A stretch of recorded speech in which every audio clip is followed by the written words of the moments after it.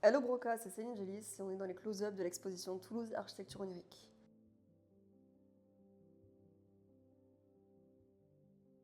Aujourd'hui, on va se concentrer sur la composition d'architecture de la basilique Saint-Cernin à Toulouse. La science secrète sur laquelle j'ai voulu me concentrer ici, c'était l'astrologie.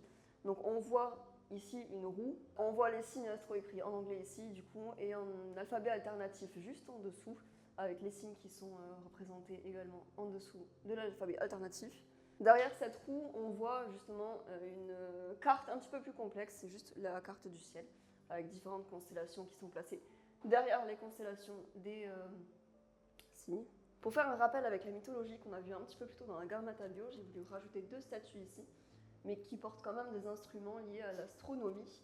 Donc on a ici une lunette astronomique et ici le compas. Une chose qu'on ne voit pas forcément au premier coup d'œil, c'est enroulé autour de ces poteaux, je ne sais pas si on peut appeler ça des poteaux, mais disons ça, une queue de serpent, un serpent qui représente encore et toujours dans mes dessins un symbole de renaissance. Un petit peu plus bas du coup, on peut voir qu'il y a encore plein de dragons dissimulés ça et là comme des gargouilles qui sont du coup justement disposés ici pour protéger l'accès à la basilique. Si on zoome maintenant sur le centre du dessin, on peut s'apercevoir qu'il y a toujours des représentations d'yeux. Donc ces yeux sont toujours symboliques pour moi d'éveil spirituel et d'ouverture au monde qui nous entoure. Encore un peu plus bas sur cette architecture, on peut voir qu'il y a des représentations de la Terre qui est en train de tourner. Mais une des choses que j'ai voulu représenter également, c'était les cycles lunaires.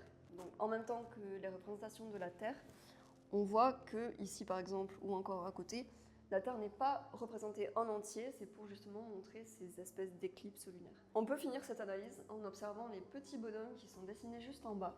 On voit un sans visage adossé à un arbre comme sur les autres dessins, avec toujours ces petites noiraudes qui sont autour de lui.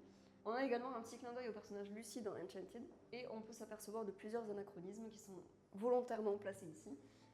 On peut voir notamment ce petit bonhomme-là qui est sur des rollers en train de regarder son smartphone. Une scène un peu drôle qu'on peut retrouver dans cette scène justement entre tous ces personnages, c'est la scène de la demande en mariage avec ce bonhomme au chapeau qui est en train de demander sa compagne en fiançailles. Et on voit juste à côté sur la droite une dame qui est un petit peu, comment dire, émue par cette demande.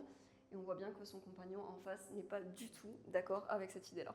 On va s'arrêter ici du coup pour l'analyse de ce dessin-là. Merci d'avoir regardé et je vous dis à très vite sur Broca.